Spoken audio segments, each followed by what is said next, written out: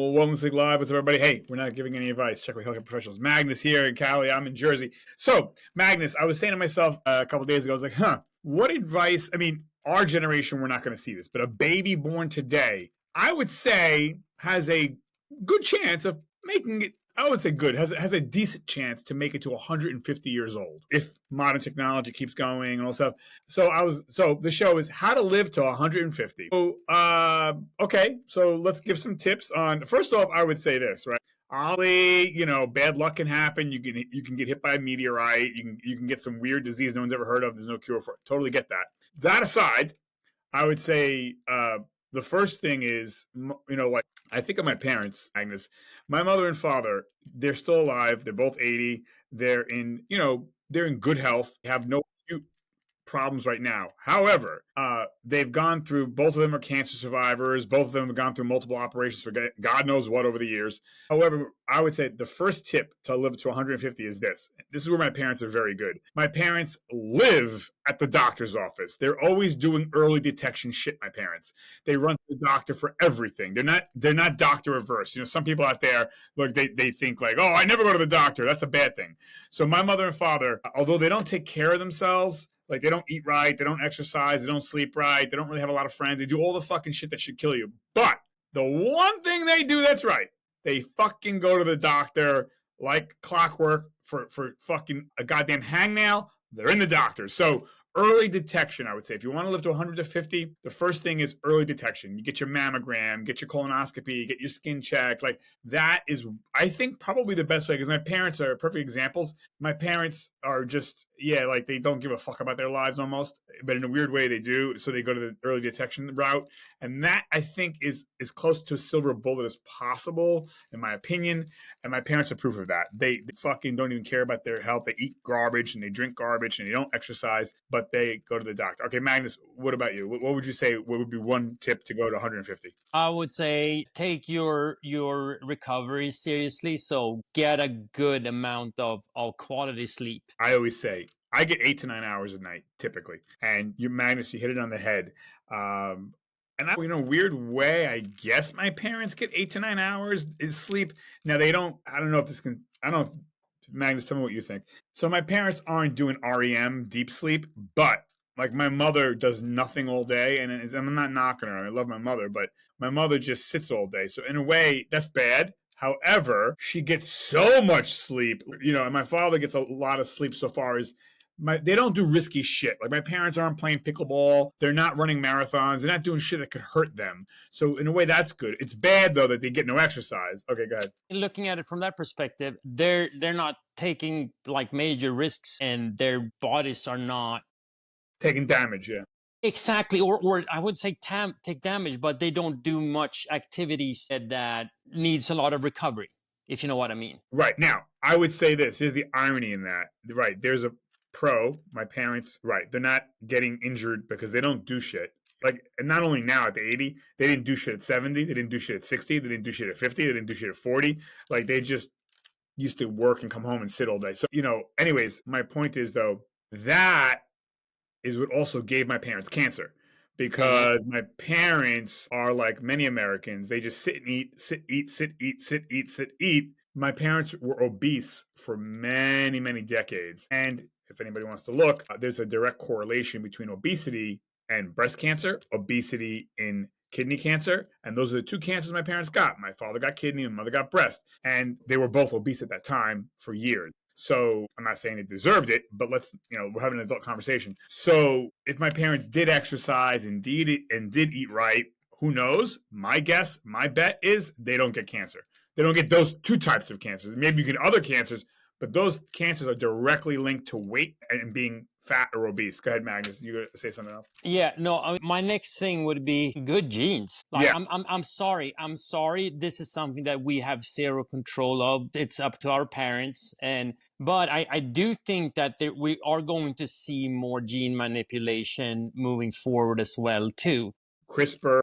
Also. Yeah, CRISPR's not like it's not specific enough as is. They've seen that it causes a lot of side effects so far, but we are scratching the surface on that. So we will probably We will probably make it more specific, figure things out, and yeah, You know it's what? going to be crazy pretty much. Now you mentioned you. It's funny you mentioned that because I should have wrote this down, but I didn't. There's a new therapy out right now. It's not well. It's immunotherapy, right? So you know what that is. But for the people watching, immunotherapy is basically supercharging your immune system to see cancer. One of the reasons why cancer kills is because our immune system cannot quote unquote see the cancer's invisible to the immune system. And I'd even make the argument it's really kind of cool and weird if you go on YouTube, even tumors, right, that doctors can visually see in a body, they can't see because tumors are almost like a translucent, they blend in physically. That's why It's doctors, your own cells. It's your own cells. so they have to dig over and around it just to make sure they got everything. My point is this: so cancers cannot be seen by the immune system, but now they have a new thing, and I forgot what it's called. But anyways, it's for a particular type of shoot. I forgot what this lady had. Anyways, they gave her like 5 months to live. She tried this new therapy that they injected her with, which is an immunotherapy, and it detected this particular type of cancer. She went from 5 months to live to she's cured, gone, because it enabled her immune system to quote unquote see the cancer. So our immune systems can kill cancer, but it's detecting that cancer that's the problem. So anyways, but to your point, genetics. My parents, another here we go. My parents are 80 and they really do have good genetics. My parents, my grandmother had good genetics because God knows, again, my parents do nothing to help themselves other than they go to the doctor a lot. So, and I make the argument if they're not obese, then they didn't have those two cancers. You know, their genes would really be good, and they do have good genes. So, anyways, genes are important. Yes, I would say the other thing, Magnus, is social connections, which helps manage stress level. So, when you have good friends and good certain family that you like, hang on, man. Like, hang on to them, be with them. I had the same thing. Like blue zones, they always talk how important the social network and socializing and having like you feeling a part of something bigger. Yeah, like you have your like part of a group, society, whatever you want to call it. Yes. It's super, super important. And that's why you see a lot of men if they become like if they're basically by themselves, like you see it, males that are single or if their wife passes away, they have a tendency to die quicker. Yeah. Yeah. Women, generally speaking, have better social networks. However, I would say this back to my parents. My parents are the inverse. My mother has no friends. She has one friend. My father's very socially active. It's no wonder, Magnus, my mother looks like a corpse every day, like she's about to die. My father looks like he's up and around. He looks much, much healthier. They're the same age. They have the same food. They live together. My father has great social connections. My mother does not. And my father's healthier. Yeah. Yeah, no, I 100%. I agree. I think that like it keeps your brain young. It also keeps you active because you usually have to go somewhere to meet other people and so on as well too. So you're out and about more and all these things. Like when we just looking at facts, there's many. I mean, like the positivity you get out of socializing is incredible. Yeah, it challenges in many ways. Even for myself, when you say single guys, and I'm thinking to myself, oh shit, I'm single. I live alone. Oh fuck. But it's true.